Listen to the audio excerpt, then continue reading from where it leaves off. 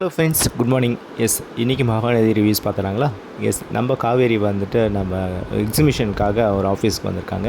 அவர் வந்து உங்களுக்கு stall confirm ஆகிடுச்சு, அட்வான்ஸ் பேமெண்ட் 10,000 கொடுத்துருங்கன்னு.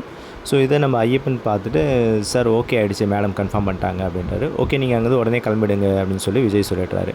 அதுக்கப்புறம் நம்ம தாத்தா பாட்டி வந்து விஜய்க்கு ஃபோன் எடுத்துகிட்டு வந்து கொடுக்குறாங்க. இந்த பாரு என்ன பண்ணியிருக்கிறாங்க பாரு, மாமா சொன்னியே அவரும் வந்து சேர்ந்து இப்படி பண்ணியிருக்கிறாங்கன்னு சொல்லி பார்க்குறாங்க. அதே மாதிரி குமரன் வீட்லேயும் எல்லோரும் பார்க்குறாங்க. குமரன் வந்து காவேரி கால் பண்ணி, காவேரி இந்த மாதிரி ஆகிடுச்சு, நீ பாரு நியூஸ் அப்படின்னு.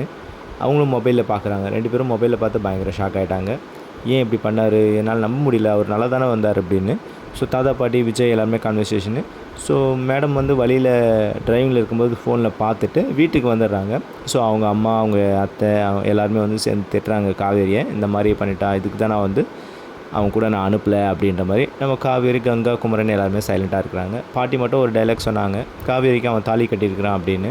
ஸோ இது தாங்க ஜென்ரலாக போச்சு. அதுக்கப்புறம் நம்ம விஜய் வீட்டில் வந்து பார்த்திங்கன்னா, நம்ம டைனிங் ஹாலில் உட்காந்து மீட் பண்ணுறாங்க. சோகமாக அவர் விஜய் ரொம்ப ஃபீல் பண்ணிகிட்ருக்காரு. அவர் இப்படி பண்ணுவார் நான் நினைக்கல தாத்தா, அவர் ரொம்ப பிலீவ்னஸாக பேசினார் அப்படின்னு. அப்படியே அப்செட்டாக இருக்கிற நேரத்தில் வந்து வெண்ணிலாவும் அவங்க மாமாவும் என்ட்ரி ஆகுறாங்க.